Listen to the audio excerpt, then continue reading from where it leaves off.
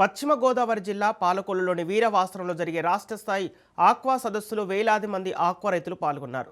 రైతులను నట్టేటా ముంచుతున్న ప్రాసెసింగ్ యూనిట్ల feed, seed కంపెనీలపై చట్టమైన చర్యలు తీసుకోవాలని డిమాండ్ చేశారు.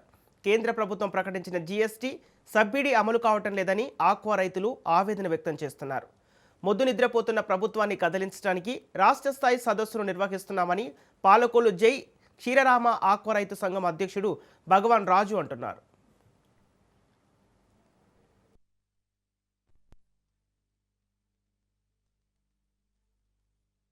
ఎన్నో ఏళ్లుగా పెరిగిపోయిన సమస్యల్ని ఏ ప్రభుత్వం వచ్చినా కూడా నిర్లక్ష్యానికి గురవుతుంది. ఆక్వా పరిశ్రమ అంటేనే ఒక నిర్లక్ష్యానికి గురైన పరిశ్రమగా మేము రైతులందరూ బాధపడుతున్నారు.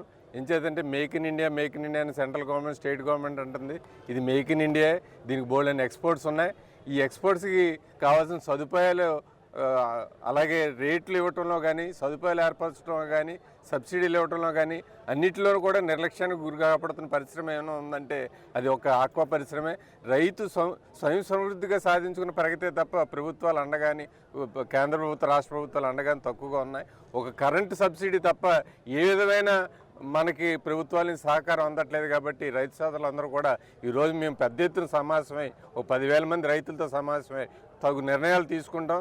ఈ సంక్షోభాల నుంచి మనం ఎలా బయటపడాలి, అవసరమైతే కఠినమైన నిర్ణయాలు కూడా ఉంటాయి. రాష్ట్ర స్థాయిలో ఆక్వా సదస్సు ఏర్పాటు చేసాము. ఆ కార్యక్రమానికి మా జయ భారత్ క్షీరారామ ఆక్వా రైతు సంఘం ఆధ్వర్యంలో పాలకొల్లు నియోజకవర్గం, నరసాపురం నియోజకవర్గం, ఆతడి నియోజకవర్గంలో ఉన్న మా ఆక్వా రైతు నాయకులు, రైతులు అందరూ కూడా ఈరోజు ఇక్కడ వైజంక్షన్లో ఒక మీట్ అయ్యి ఇక్కడి నుంచి భారీ స్థాయిలో మరి ఆ కార్యక్రమానికి ర్యాలీగా బయలుదేరడానికి అందరూ సంసిద్ధంగా ఉన్నారు. దానికి గల ప్రధాన కారణం ఏదైతే ఈరోజు ఆక్వా రైతు నట్టేట ముంచి ఏదైతే ప్రాసెసింగ్ ప్లాంట్లు కానీ, ఫీడ్ ప్లాంట్లు కానీ, హ్యాచరీస్ కానీ ఒక సిండికేట్ విధానంగా తయారయ్యి ఏదైతే రైతులు అనదొక్కుతున్నారో వారి మీద మరి కార్యాచరణ రూపొందించి వారి మీద ఒక తగు నిర్ణయం చేయడం కోసం ఒక కార్యక్రమం